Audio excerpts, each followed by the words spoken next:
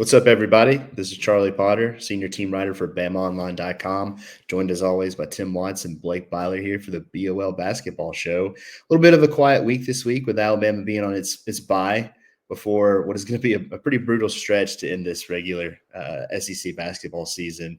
They got a couple road games before 7 straight ranked opponents, and we'll get into that a little bit. But guys, I want to kind of get your final thoughts on the Georgia game this past Saturday. Alabama won 90-69, a nice outing for Alabama at Coleman Coliseum. We saw them do that, I think, in pretty impressive fashion, given that they won by 21 but turned it over 20 times. I think the offense was certainly clicking in that one. We saw some big second halves from guys like Mark Sears and Grant Nelson. I think they combined for 24 of the team's final 51. But what do you think, and what are your final thoughts of Alabama's win over Georgia, Tim?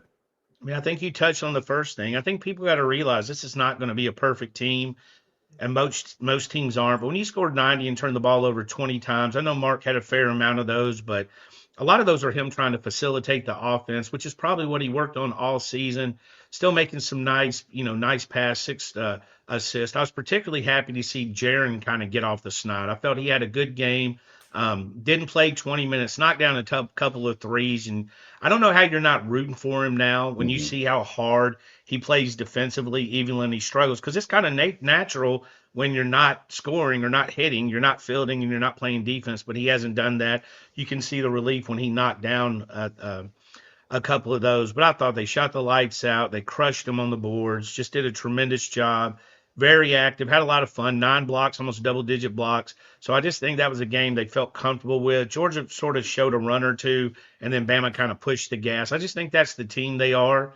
When they need to giddy up, they can giddy up. But I thought overall everybody played really well. Chris shot the ball just a few times, but was very efficient out there. I just thought overall, and then, again, Aiden and these guys just chipping in. I mean, you look at that box score, the highest is 20, but there's just a ton of guys that contributed in that game. So very well done to get to that break. We needed a quiet week. Last week was kind of chirpy. You know what I mean? We had a lot of discussion last week, so we could use the peace and quiet getting into this final stretch.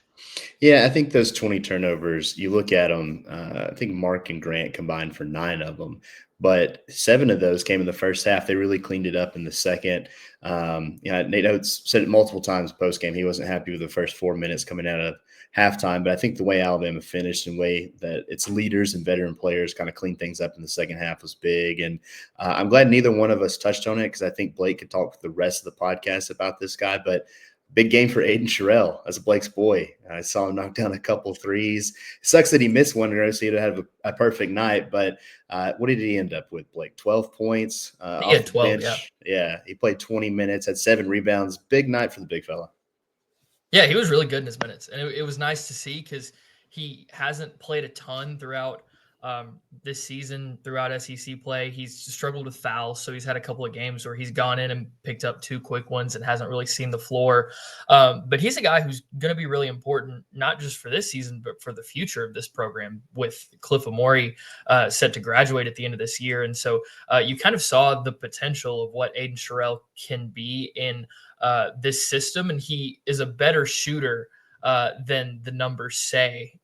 Going into this game, the Georgia game, I think he was 4 for 24, which is not good at all, but it's an incredibly low volume. A lot of his misses have been pretty soft off the rim. Like, his shot looks good for a big man, and we finally got to see a couple of those shots fall, which was nice. And after the game, Nate Oats said that kind of throughout the summer and practice and everything, he was shooting close to 40%. So he says in his mind, he sees him as a 40% shooter and tells him to keep shooting, which I think shows a lot of the confidence that Oats pumps his guys with.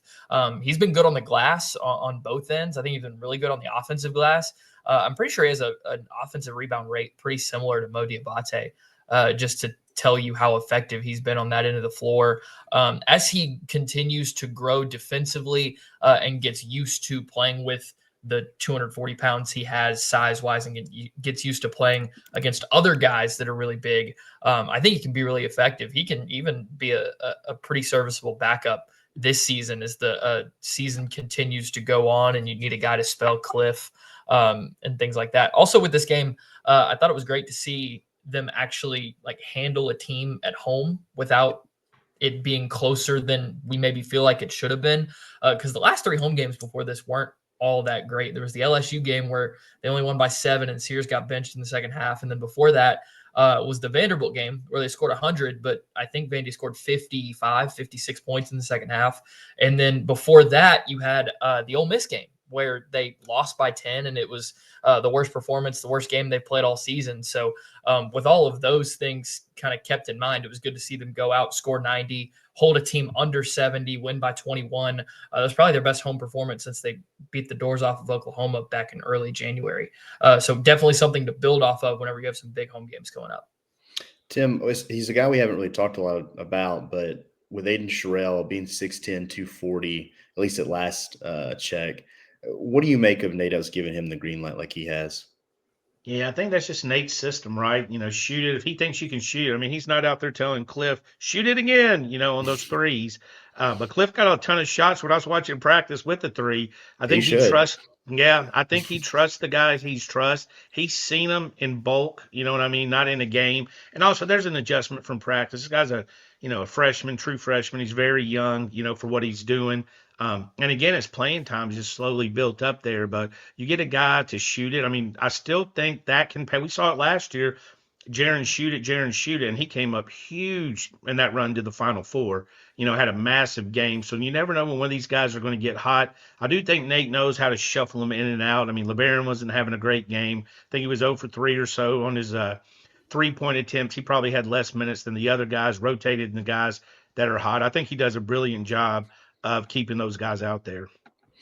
And now, with it being the bye week, you have a little bit of downtime. I know the team spent some time playing mini golf. I think they're at Pop Stroke.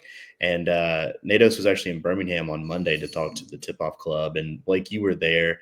And probably, there's not really much news out of it, but he was asked, and I think this is probably the most noteworthy thing, just about Nas Cunningham and how he's coming along. Just what were you able to gather from that, and what do you make of Nas in his redshirt year? Yeah, he didn't have a ton update-wise. He wasn't super glowing about him, but he wasn't super negative about him either. He kind of had things to say on both sides. We knew coming in that Nas needed to put some weight on to really be able to be effective in the SEC. He came in, I think he's listed at 175 pounds, and at 6'7", that's really skinny, and that's not really going to cut it against a physical defense in a physical league like the SEC. So basically, Nate Oats said he'd been dealing with some illnesses, some injuries. He lost some weight, so he's trying to put the weight back on that he lost from dealing with those things and still continue to try to add weight. He said that he wants to see a little more of a motor, maybe a sense of urgency from him. But also he said, how did he put it? He said something about the NBA. I think he said whenever he's on, he's playing as good as an NBA player, something like that. I don't have the exact quote, but basically he said his potential is really high. So you have some moments where he flashes, he can do really impressive things. We saw him make some shots in some scrimmages, but he needs to put weight on. He needs to continue to kind of grow that sense of urgency that Oats wants to see from him. So kind of a neutral update, some positive, some negative, but I think this redshirt year will be good for him if he continues to stick it out. He's got the kind of build, the kind of archetype, the type of player that can thrive in this system. This is a guy, Charlie, he was ranked number 1 in the country at one point in the national rankings. And when he did fall, it was the stuff Nate's addressing, what Blake's talking about, the maturity level, to get physically. And there's probably some get into the gym. I mean, you can coast at that talent level. You can coast pretty easy. You get to Alabama, it's a lot harder. So unlimited potential. I think that's what he sees. But I think he picked a good school to get the good push that he probably needs. Yeah, the exact quote was, when he's at his peak, it's like he should be an NBA player. And I think that's kind of it in a nutshell. And Tim, I was actually going to turn over to you with a kind of bigger picture on these redshirt guys, because we've known for all season now that Nas Cunningham was going to redshirt. There's been some back and forth just because of availability with Latrell Wrightsell and Houston Millett. Now it's looking like both guys are going to try to redshirt medically and be back next season. Just with those three, if it all works out the way that Nate Oats wants it to, and obviously there are decisions to be made in the offseason and you have to get those approved by the NCAA. But if all three of those guys are back, how big is that for next year's team just to have that kind of to work with, in addition to the guys you have coming back and the guys coming in? Well, you start with, with Trelly, who's an unbelievable shooter. Houston, who I love, locked and loaded nonstop. So you get maturity. The one thing about Houston, I can't stress this enough. You watch that Joker on the bench, nobody's more excited than Houston is. He's excited to be there. He's having fun. It can be very easy to be disinterested because you're not playing. We've all seen guys do that. He loves it. It brings leaderships. And, in a NATO system where you got two guys that can, lock it in and dial it in from outside, possibly the two best shooters on the team. I mean, I think you obviously throw Mark in there, but from numbers, those might be the two best, during the course of a full season. Also, we don't talk enough about Houston's defensive effort. Trelly gives effort. They box out and they do all that. Nas, unlimited potential. So if you have three guys, and of course, you got to fight the portal, you got to keep everybody else together, you got to do all that stuff to begin with, but they seem pretty happy at Alabama. When you watch them, their mannerisms, they fit in. We knew Trelly was. He had a chance to leave. Houston jumped in the boat in the portal. I'm not even sure it was officially over before he was open before he was on campus. So you're getting three guys that are talented. Blake mentioned bringing some of those younger guys, hoping they come back like Aiden. And then you got a freshman group that really fits in well. It's not the sexy one and done group that some people are used to. There's not a Brandon Miller in there, but there's a lot of talent. There's a lot of length. There's a lot of scoring in there. So y'all that, again, you got to put that master plan together. But the foundation for this team, just with the three signees, and if those three redshirts come back, you're halfway to a really good team. And then you have to battle, bring guys in, guys that, other people try to recruit off your campus. Yeah, and it really sucks that we don't get to see Latrell on this team, because I think we're going to talk about it in a little bit, just where Alabama is, going into the final second half of the SEC season. But I mean, it would be a different team, and it would be better. Alabama's really damn good. They're 19-3, 8-1 in SEC play, but to not have Latrell and his offensive prowess, it does kind of suck that we don't get to see that night in and night out. And I guess that's where we'll go. Is just Alabama's now played 9 SEC games. They have 9 more to go. I'll start to kind of give you guys an idea of like what I'm looking for. But when you look at this first half of SEC play, and if you were to give Alabama a letter grade, where do you go for? Because for me, I know 8-1 with the loss to Ole Miss, I'm going to give them a B+, and that probably seems like a harsh grade because Alabama's the number 3 team in the country right now. But I don't think, and it kind of goes back to my point about Latrell, is this team hasn't hit its peak. I don't feel like. Blake talked about it, how they were finally able to kind of take care of a team at home, but still they had the 20 turnovers. Like, they haven't played their best basketball, and I think that's a good thing for Alabama. I think that's what Nate Oats wants to see. He always talks about playing your best basketball come March. Well, the calendar's turned to February. They're starting to ramp up a little bit. They're going to have some tough games ahead, no doubt, but I think Alabama still has its best basketball ahead of it, just in terms of putting it all together for 40 minutes on both ends of the floor. So I think they played really well. Again, only 1 loss in SEC play, but I'll be kind of a strict grader here and give them a B+. What about you, Tim? I mean, I'd give them an A-. I mean, I can see the B+. I mean, they've lost 2 games they should have won. Oregon and Ole Miss, I feel like those are winnable games. Don't have a problem losing at Purdue, especially in those circumstances. I mean, that was getting used to the mauling that goes with the road, kind of adjust to that. Team wasn't together. Everybody wasn't there. Of course, I don't know if everybody's been there at one point this year at the same time to begin with, but I feel like a good A- because they've won games you weren't necessarily should. And also some of the games they won, you weren't sure they'd win. They won pretty convincing fashion. I know in hindsight, North Carolina's not what we thought. Kentucky's not what we thought, but those were A+ efforts in A+ environments against really motivated teams. And they won, pretty much walked to a victory in both of those. So I've seen the up and downs, but I've said it several times on the show. I'm a big fan of a loss. I only want to see what you do after the loss. That's what I want to see. Alabama's recovered really well. I mean, you don't want to go 20-game win streak into the NCAA tournament. I feel like that's always a death blow to some degree of trying to win a national championship. But I don't have, outside of the injuries, I think this team's been as exciting, as fun to watch as I hoped it would be. What about you, Blake? What do you look at this first half of SEC play? What grade comes to mind? I think I'd go A- as well. It really close to being an A+ because the one game it's frustrating because the one game they lost is a game they probably should have won, with Ole Miss coming at home and them having their lowest scoring total of the season. But you look at the games that they have won, and a lot of them have been really tough road games, 3 top 15 teams in Mississippi State, Kentucky, and Texas A&M. And the more removed we get from it, that Texas A&M win looks even more impressive with the way that they've been winning. I think they're 6-3 in the SEC, and I think they have a game tonight, but they've been doing really well. They're a top 10 team in the AP poll right now. So they have wins that wouldn't necessarily you would have expected. Like, I think if you talk to an Alabama fan before the season and you said, hey, first week of February, you've got the bye week, you're 8-1 in SEC play. How do you feel about that? Like, I think most people would be really happy about that. Maybe a little confused that the one loss is at home to Ole Miss. But like you said, Tim, I think they've responded really well to that loss. I think you've seen a different kind of energy, especially in some of these road games. And they've started to learn, and they're trending upwards in a number of areas as far as trying to play the best that they can be playing at the end of the season. The 3-point shooting, the last 2 games, they've been over 40%. They're trending upward shooting. The defense, they just played a really good game against Georgia. They've played better defense over the last couple of weeks than they had earlier in the season. That area of the team's trending up. So I'll give them an A- with an 8-1 record right now. It's about to get a lot harder from a schedule perspective. These next 9 games are particularly brutal, especially the last 7 after you have a back-to-back road trip to start it out. But the good news is you're trending in the right direction, kind of in response to getting ready to play those really difficult games. So that should make it really interesting.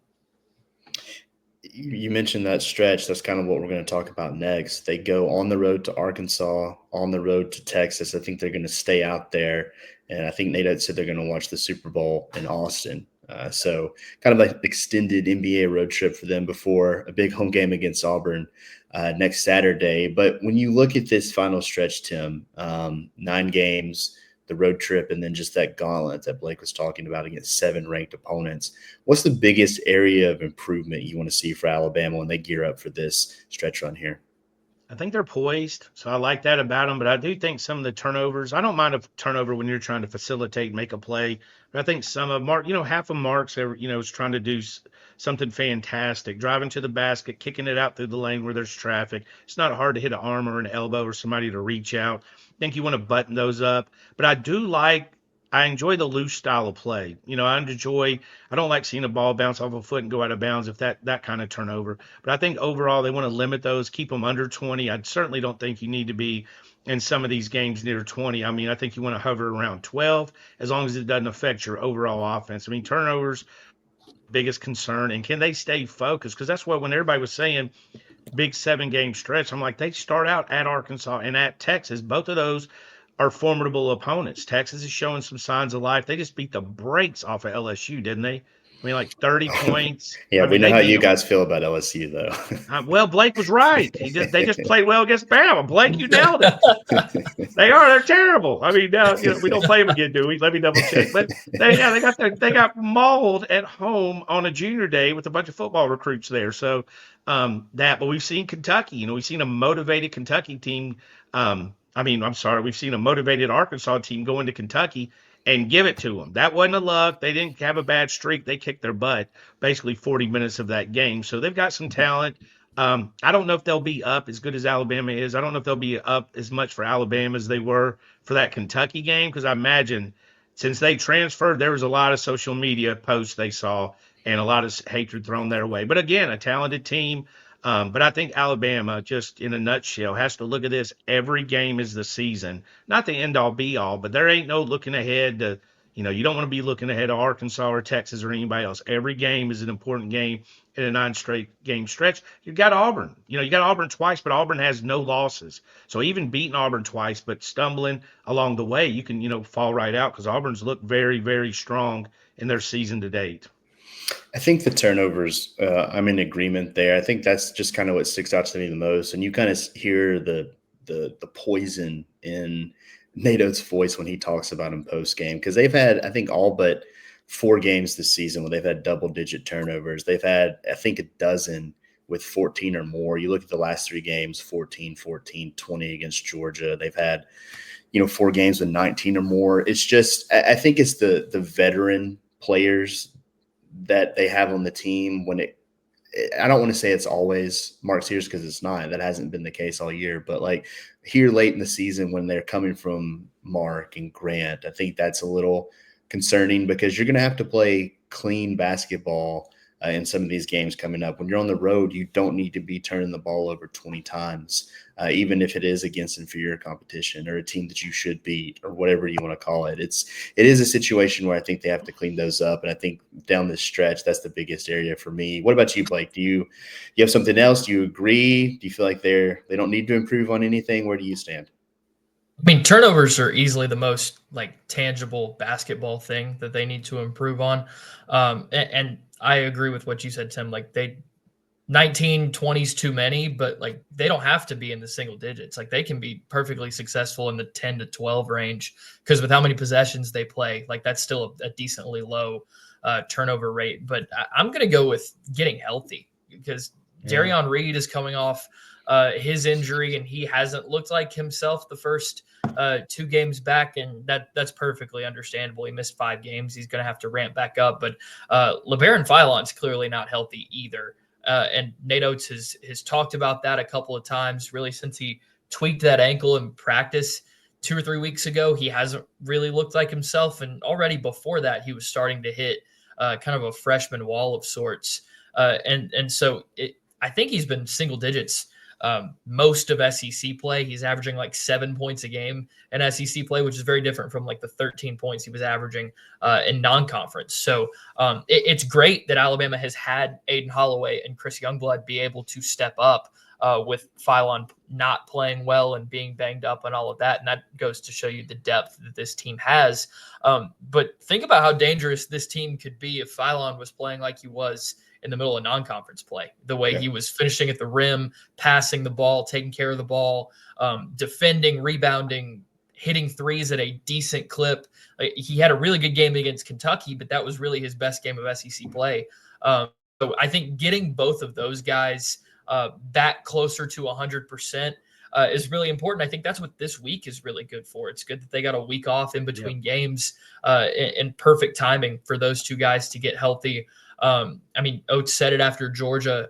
Somebody asked him what their status was and if he expected them to play like they were playing with their injuries. And he said, I mean, they can't practice. And whenever you can't practice and you can't get reps in practice, there's no reason to expect you to play well.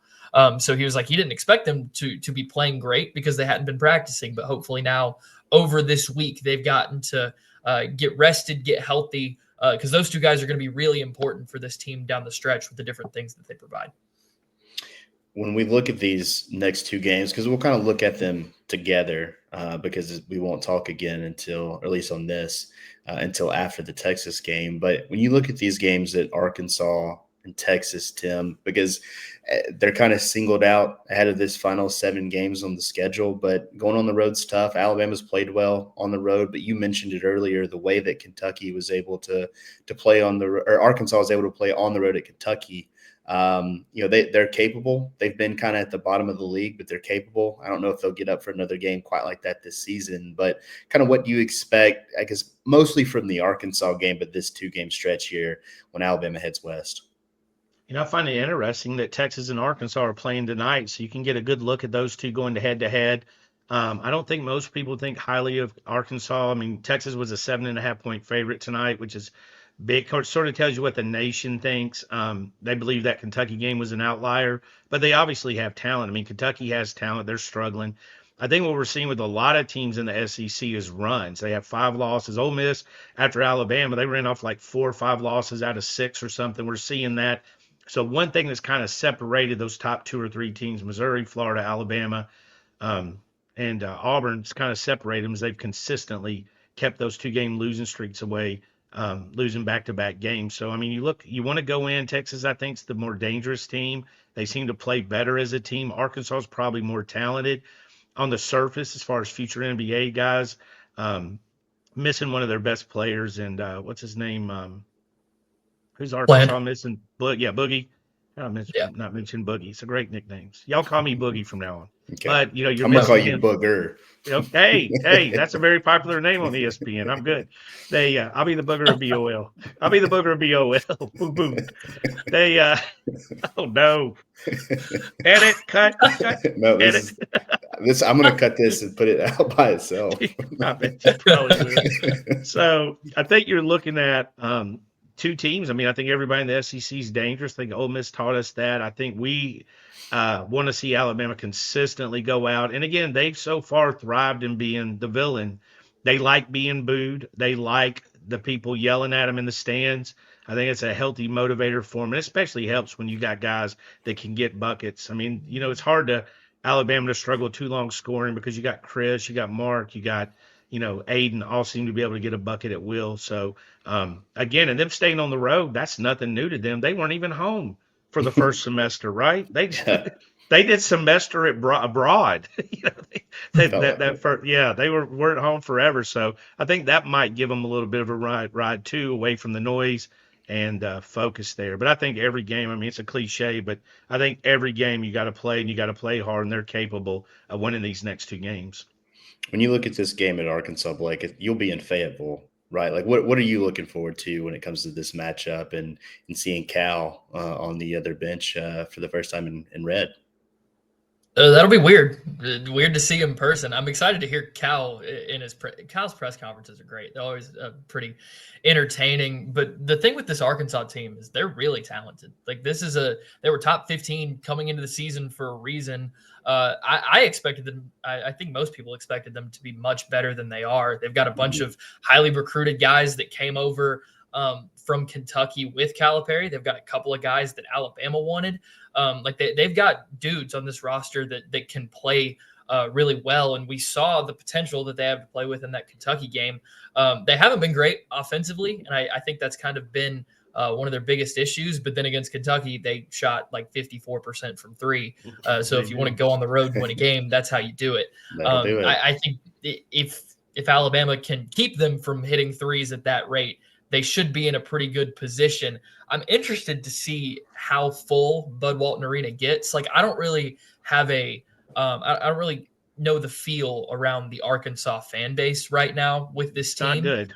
They're not happy. Because I'm sure they're upset and frustrated, Yes. but I don't know if this is going to be a game where you've got number 3 Alabama coming to town. You're going to pack out Bud Walton and try to go get an upset win, or if they're kind of sick of this season and kind of done showing up. Like, I'm really interested to see what the energy is like in that building. I think no matter which one, I'm interested to see how Alabama continues to play on the road, and if they keep playing and kind of leaning on being the villain, the underdog, whatever you want to call it, going into road environments. They've been great doing that this season. It's clear ESPN thought this was going to be a bigger game because this is the primetime ESPN game on Saturday night.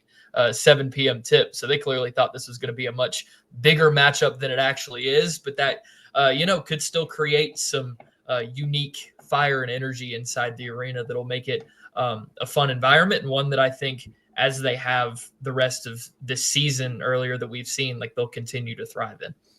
One thing about Cal I want to say is he's got his mannerisms. I know his coachings went downhill and his teams have underachieved, but he's as professional as they come. And when you watch, like Blake said, his post-game interviews, they were interviewing him live after the Kentucky win in Lexington in the tunnel, and the fans were leaning over yelling.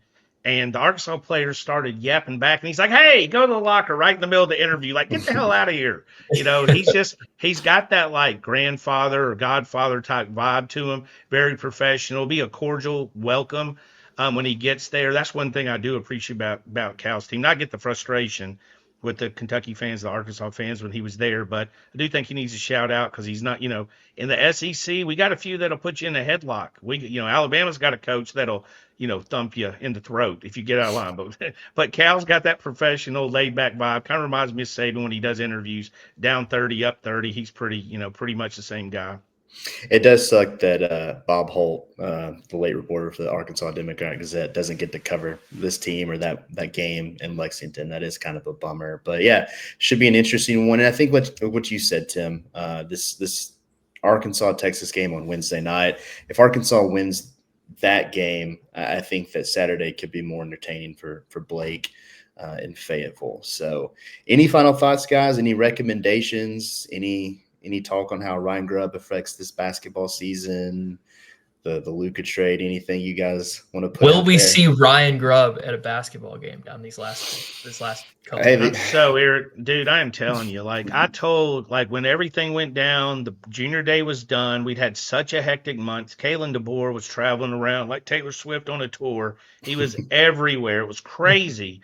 And I told my wife, hey, about 6, everything, literally about 6, everything will be done. Pick out a movie and what are we eating? And at like 6, I mean, it was right at 6 o'clock, 6:03. We get a phone call. I'm texting Charlie, everything broke loose. I'm glad it's behind us, but like, I forgot National Signing Today. Basically, I forgot about the Grub story because we kind of just thought it would happen at some point, or he'd take Yeah. another job, and when it happened. So, but yes, he'll be I bet he's at a basketball game. Yeah, that Iron Bowl of basketball coming up on Saturday. I think there's probably gonna be a lot of people at that one. That wouldn't shock me at all. So Well, they did a good job at basketball welcoming the signees at the Yeah. halftime show. You know Yeah, what I that was like? good. I love that because when you see them out there, how excited they were. That was the thing. I mean, they were in it. The crowd was on them. Great crowd, energetic crowd. Most of them, they were football guys first anyways. For football guys and gals, they were into it. And really good to see them show those signees, because a lot of them have never experienced anything at Bama. They're from California. They've been to games, but the other stuff, I thought that was a good moment. Well done. Alabama does a nice job of that with bringing a bunch of teams out, like teams around campus, baseball. We've seen men's tennis, the women's basketball team, all that stuff. But I don't know if we've ever seen the signees come out like that. I know, like when they used to do the Iron Bowl trophy, the team would come Yeah. out, and you would see some new guys like in the back. But I think that's the first time they've done that with the early enrollees coming out during a timeout, and for that to happen during kind of the junior day basketball game. Another good, yeah. I think that Smart. was good to see. But Yeah. They guess did a we'll good end with job. that in the basketball show with some football talk. But should be a fun couple games, and we'll be back next week to preview what is this gauntlet of Alabama's last 7 games. I know we've talked about that a lot, but I'm excited. yeah. I'm excited. This is what I want. The one thing I will say college basketball has done a good job of is they get us involved early because there's been great games, Bama especially playing these non-conference games, but there's been a lot of great basketball to get into the conference, and earlier it was kind of cream puff your way, back in the day to the conference because then it got serious, but I'm excited to see this level of basketball. Should be a lot of fun. We'll have it covered on BOL. If you've listened this far, be sure to drop a like and subscribe. Hit that notification bell so you know when these shows drop. If you're listening via podcast, give us 5 stars. We greatly appreciate it. And we'll see you guys on the next show.